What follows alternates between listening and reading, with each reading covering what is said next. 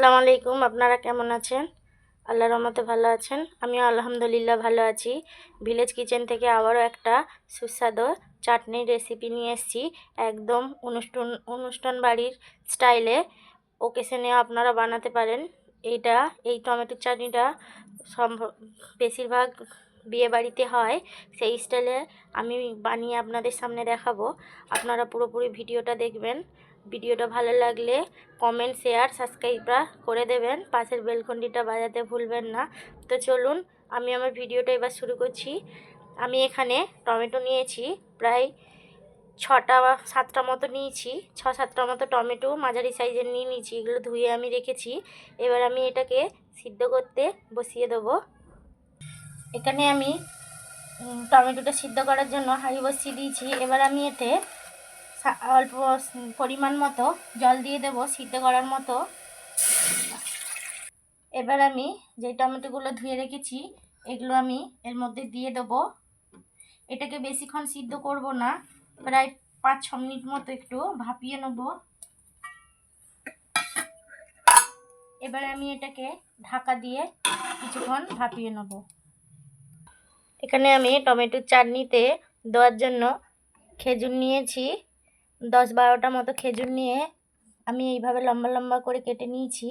এখানে আমি কিশমিশ নিয়েছি প্রায় 25 গ্রামের মতো। এগুলো আমি রেখে দিয়েছি ধুয়ে। এখানে আমি আমসত্ত্ব নিয়েছি প্রায় 100 গ্রামের মতো নিয়ে এগুলো এইভাবে সাইজের কেটে নিয়েছি। আপনারা আপনাদের পছন্দ মতো কেটে নেবেন।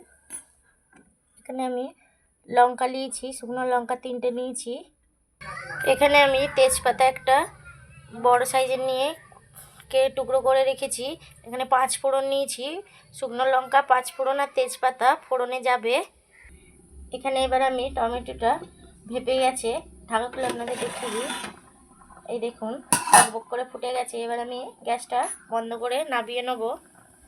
এই দেখুন আমার এটা গ্যাস থেকে নামানো হয়ে গেছে। এবার আমি এটাকে তুলে এই ঠান্ডা জলে এক এক টমেটোগুলো সব তুলে দিয়ে দেবো। কিছুক্ষণ রেখে দেবো ঠান্ডা জলে। আপনারা ফ্রিজের জলও দিতে পারেন। আমি ঠান্ডা জলে চুবিয়ে রেখেছিলাম। এবার আমি এগুলোকে ছাড়িয়ে নেব। গরম থাকে তো আস্তে আস্তে করে এগুলো ছাড়িয়ে নেব। এই দেখুন কীভাবে ছেড়ে যাচ্ছে, এইভাবে ছাড়িয়ে নেবেন।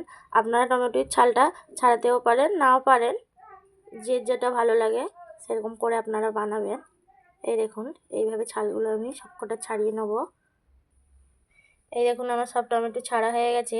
এবার আমি এগুলো এই ছুরির সাহায্যে এইভাবে টুকরো করে নেব। সবকটাই এইভাবে পিস পিস করে নেব। এখানে কড়াই বসিয়ে দিয়েছি। এবার আমি এতে তেল দিয়ে দেব।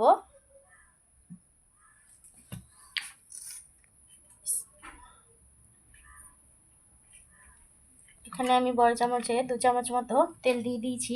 আপনারা সর্ষের তেল দিয়েও করতে পারেন, আমি সাদা তেল দিয়ে করছি। তেলটা এবার কিছুক্ষণ ভালো করে গরম করে নেব।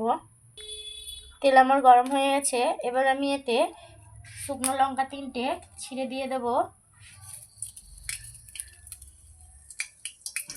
তেজপাতা দিয়ে দেব, দিয়ে এটাকে ভালো করে লাল করে নেব। এগুলো আমার লাল লাল হয়ে গেছে। এবার আমি 5 ফোড়নটা দিয়ে দেব।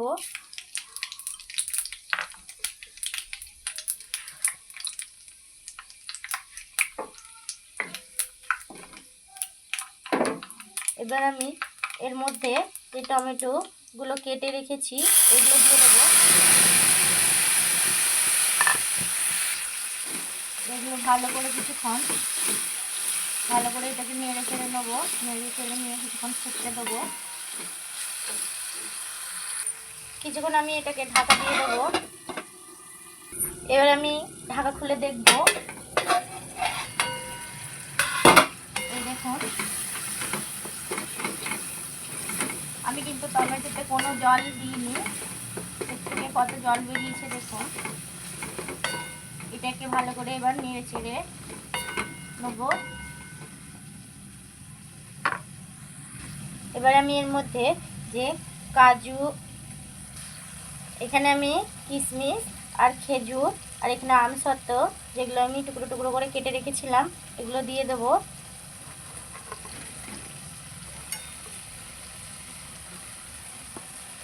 দিয়ে এবার এটাকে ভালো করে এর মধ্যে মিশিয়ে নেব।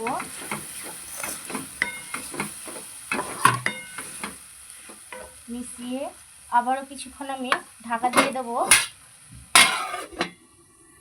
আবারও আমি ঢাকা খুলে দেখে নেব। এই দেখুন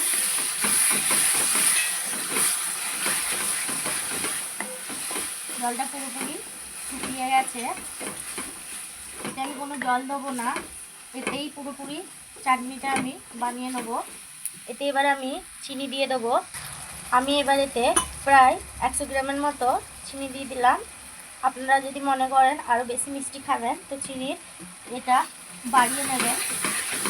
এবার আমি এটাকে ভালো করে নেড়ে চেড়ে ভালো করে কিছুক্ষণ আবারও এটা ফুটতে দেবো।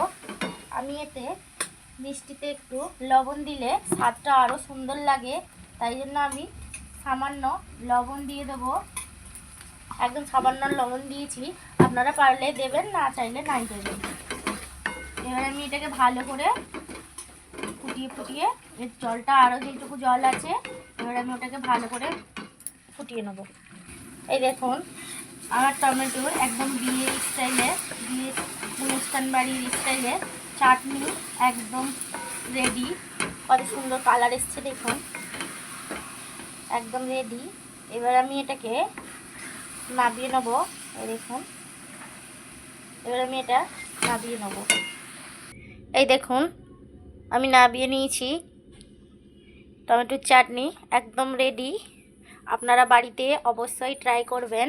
ভিডিওটা ভালো লাগলে কমেন্ট করে জানাবেন, বন্ধুবান্ধবদের শেয়ার করবেন। আগামী পর্বে আবারও আমি কোনো ভালো একটা সুস্বাদু রেসিপি নিয়ে আপনাদের সামনে আসব। আপনারা ভিডিওটা অবশ্যই দেখবেন, কমেন্ট করে আমাকে জানাবেন, চাটনিটা খেয়ে বলবেন কেমন হয়েছে। বাড়িতে বানিয়ে খেয়ে আমাকে কমেন্ট করে জানাবেন। ততক্ষণ আপনারা ভালো থাকবেন, সুস্থ থাকবেন, সাবধানে থাকবেন, নতুন বছর ভালো করে কাটাবেন। আল্লাহ হাফিজ।